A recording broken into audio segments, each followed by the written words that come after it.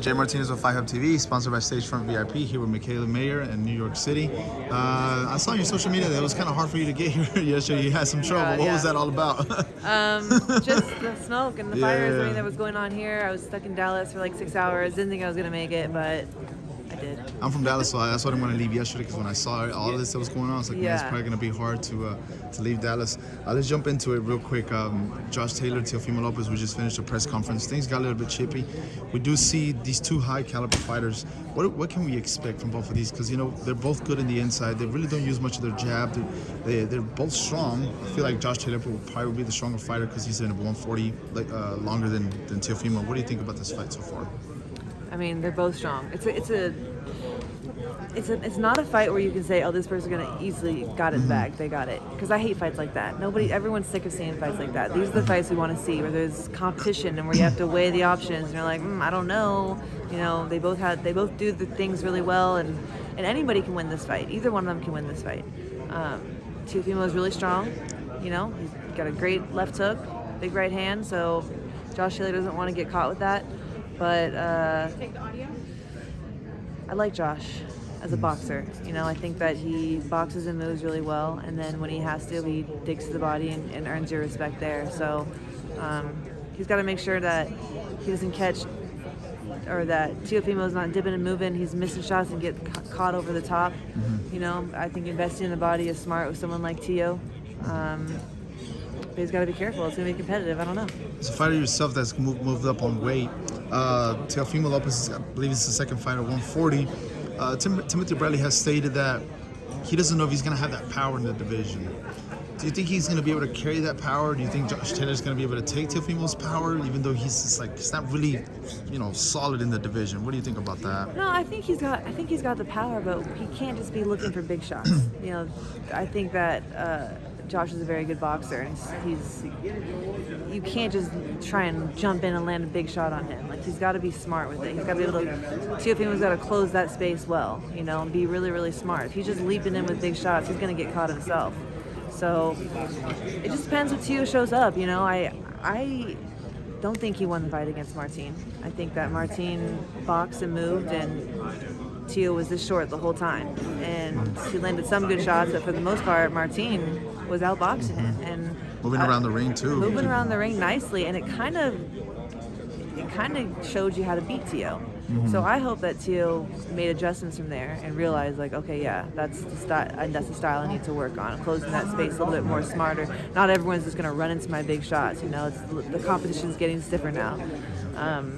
So yeah. Fans have questioned Teofimo's mentality at the moment, because what happened at the end of the fight against Errol Martin, also what happened, what he's been saying leading up to this fight. What do you think of Teofimo's mentality is right now? Do you think that's playing a major role coming fight night? Listen, I don't know. I don't know what's going on in Teo's head. That's between him, and I just hope that he has taken the time to really think about the adjustments that he can make going into this fight, and really taking it seriously and coming up with a good strategy and not letting the hype get to him, and not dismissing maybe the toughness of the last fight. But I don't know. I don't know what's going on in his head. It's a big fight for him, so I hope he's got it together and that we see the vintage Teo. The vintage Teo, yeah, exactly. Like Two more questions from me. Just overall thoughts on the performance of Devin Haney and Lomachenko. What did you think of that fight? I didn't see it. You didn't see it? Because I was on my way home from Ireland from the Katie Taylor versus Chantel Cameron fight. That you were there, obviously. Yeah, so I saw highlights. I was watching it in the gym, and it was on TV, and I was trying to watch it, but I can't. I got to sit down and really watch it round for round and come up with a decision, because I know I'm hearing two different things. Yeah, it's a controversy at the moment. Then let me just ask you real quick for Ryan Garcia and the Gervonta Davis fight. Did you see that fight? What did you think about it overall? About Ryan, performance as well as Gervonta's performance? I think the biggest issue in that fight was Garcia was so focused on that hook, and with someone like Gervonta who's short, you can't. It's not the hook; it's the jab. And Gervonta did exactly what anyone would have predicted. He waited for that hook, he rolled it, and came back with his own. I mean, it was just bad strategy on Garcia's part. With that said, I still think he's got a big future ahead of him. I like him as a boxer. I think he's great, and I think he's got a lot of big fights ahead of him. I just think he had the wrong game plan. Well, the big future, I mean, he's at 140. Teofimo's at 140. Josh Taylor's at 140. Devin Haney's more than likely going to move to 140. Too, yeah. We see Gervonta more than likely. Last question for me, Spence and Crawford finally getting that fight. I know they were mentioning to you that you have a very close connection with Crawford. Just a prediction on that fight that we're going to have in July 29th. Yeah, I've said it a million times. Like I'm a fan of both of them. I really love both of their styles. To make it short, I think that Crawford is hard to train for. He does so many different things.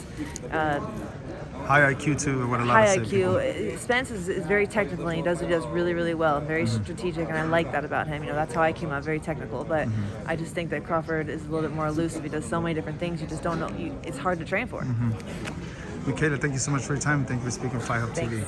Thank you so much for watching this video, and make sure to subscribe for more videos of your favorite fighters over here on Fight Hub TV, and give us a follow online as well at Fight Hub TV on Twitter and on Instagram. We appreciate it, guys.